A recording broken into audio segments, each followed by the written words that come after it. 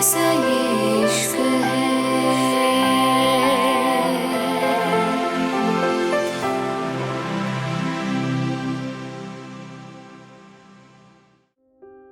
मुंबई। अपने करीब इतनी धीमी सी आवाज सुन के रूहानी ने ऊपर देखा तो रिवांश सिगरेट सुलगाते हुए उसको देख रहा था। रिवांश धीरे से बोला, क्या हुआ? तुम्हारी फ्लाइट का टाइम हो गया है। रूहानी चलो। रूहानी धीरे से रिवांश को देखते हुए बोली, रिवांश तुम? मैं कहीं नहीं जाऊंगी, और तुम तो जानते हो ना, मैं अब यही रहूंगी और कहीं नहीं जाऊंगी। मैं अब तुम्हें भी परेशान नहीं करूंगी, बस मुझे कहीं मत भेजो प्लीज। रूहानी की बात सुन के रिवांश गहरी सांस लेकर बोला, मैं अपनी बात नहीं दोहराता। रूहानी, तुम यूरोप चल रही हो, तुम्हारी फ्लाइट का टाइम हो गया है, और हाँ, कपड़ों की जरूरत नहीं है, तुम्हें सब जरूरत का सामान वहीं मिलेगा। चलो चलते हैं। रिवांश गहरी सांस लेकर बोला। तो रूहानी धीरे से बोली, नहीं, मैं कहीं नहीं जाऊंगी माँ, मुझे माँ से मिलना है। रूहानी हया की आवाज देने के लिए मुंह खोलने वाली थी जब रिवांश ने उसको गोद में उठा लिया था, और इससे पहले रूहानी कुछ समझ पाती। रिवांश ने उसको गोद में उठा लिया था। रूहानी चीखना चिल्लाना चाहती थी, लेकिन रिवांश ने उसको इतना मौका नहीं दिया था। वो उसको गोद में लेके चला गया था और रूहानी हैरानी से उसको देख रही थी। रूहानी की आवाज उसके मुंह में ही दब गई थी, क्योंकि रिवांश का हाथ उसके मुंह पे रखा था। किसी भी गार्ड की हिम्मत नहीं थी वो रिवांश को रोक सके। वहीं मैक्स, जो कि सब देख रहा था, गुस्से से बोला, ये क्या तरीका है? तुम रूहानी को ऐसे कैसे ले जा सकते हो? छोड़ो उसको। मैक्स की बात पर रिवांश मैक्स की तरफ आंखें निकालते हुए बोला, और ये मेरी बीवी है, मैं जैसे चाहे वैसे उसको कहीं ले जाऊं। आप अपने काम पे फोकस करिए। अंकल, इतना कह के रिवांश ने रूहानी को गाड़ी में डाल दिया था और खुद ड्राइविंग सीट पे आ गया था। रिवांश रूहानी को गौर से देखते हुए बोला, अब अपनी जुबान बिल्कुल बंद रखना, वरना। रिवांश की आवाज पे रूहानी धीरे से बोली, तुम ऐसा क्यों कर रहे हो? आखिर मैंने क्या किया है? मैं तुम्हारे घर में नहीं आऊंगी। तुम राव्या के साथ रह सकते हो प्लीज। अब मुझे जाने दो रिवांश। आखिर क्यों ये सब कर रहे हो? रूहानी की लाल आंखें देख के रिवांश धीरे से बोला, तुम्हें अपने दिमाग को दौड़ाने की जरूरत नहीं है। रूहानी, तुम शांत रहो, और अब अगर तुमने जरा सी आवाज निकाली तो याद रखना। रिवांश ने जानबूझ के अपनी बात अधूरी छोड़ दी थी। तभी अचानक से रूहानी अपनी लाल आंखें ऊपर उठाते हुए बोली, रिवांश, मैं अकेली कैसे रहूंगी? मैं अकेली नहीं रह सकती, मैं अकेली। अचानक रूहानी का गला भर आया था, लेकिन रिवांश को कोई फर्क नहीं पड़ता था। और फिर कुछ देर बाद गाड़ी एयरपोर्ट पे आ गई थी। रूहानी की आंखों में डर था। वो डरते हुए ऊपर देख रही थी। रूहानी अपनी आंखें ऊपर करते हुए धीरे से बोली, रिवांश। रिवांश टाइम देखते हुए बोला, रूहानी, मेरे पास वक्त नहीं है, चलो। रूहानी जल्दी से रिवांश का हाथ पकड़ते हुए बोली, मैं जानती हूँ तुमने कभी मुझसे प्यार नहीं किया, मैं जानती हूँ तुमने हमेशा मुझसे नफरत करी है, लेकिन इसका ये मतलब नहीं, मैंने भी तुमसे नफरत करी थी।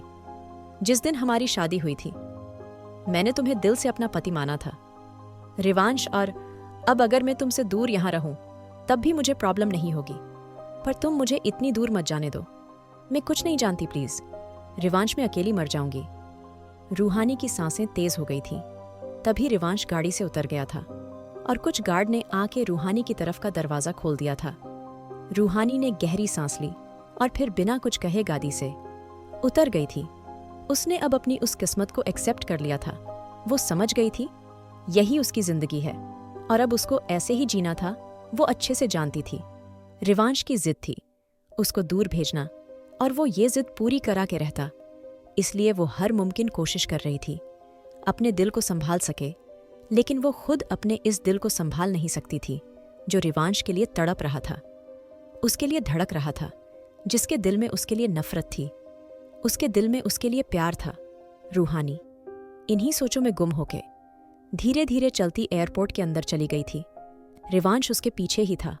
उसका गार्ड धीरे से बोला, सर, आप मेम को इतनी दूर भेज रहे हैं, फैमिली में किसी को कुछ नहीं पता। आई थिंक आपको सर से बात करनी चाहिए। अपने गार्ड की बात सुन के रिवांश गुस्से से बोला, अपने काम पे ध्यान दो। इतना कह के रिवांश ने गार्ड की तरफ इशारा कर दिया था।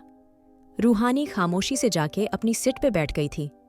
मुंबई की लाइटें जगमगा रही थीं, लेकिन रूहानी का दिल बुझा हुआ था। उसके दिल में कोई उम्मीद नहीं थी। कुछ देर बाद एक गार्ड आके उससे कुछ दूरी पे बैठ गया था।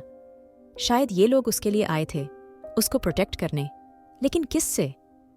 उसका अपना पति उसका दुश्मन बना बैठा था। रूहानी ने गहरी सांस लेके फिर से मुंबई को देखा था और अचानक से वो फ्लाइट अपनी उड़ान भर चुकी थी और रूहानी मुंबई को पीछे छोड़ के हमेशा के लिए जा चुकी थी।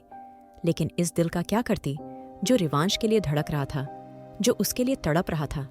लेकिन क्या ही फायदा जब उसके अपने पति को उससे मोहब्बत नहीं थी। वो उससे इतनी नफरत करता था, तो क्या फायदा था उसके लिए अपने दिल को मारने का? यही सोच के रूहानी ने अपनी आंखें बंद कर ली थीं। ऐसा लग रहा था इस पूरी फ्लाइट में वो अकेली सफर कर यही थी। रूहानी के दिल दिमाग में रिवांश ही चल रहा था। जन्नत विला। अगली सुबह हया जैसे ही नीचे आई थी, उसकी नज़र सोफे पे पड़ी थी जो अब खाली था। हया सामने से सर्वेंट को बुलाते हुए बोली, काकी रूहानी कहाँ है?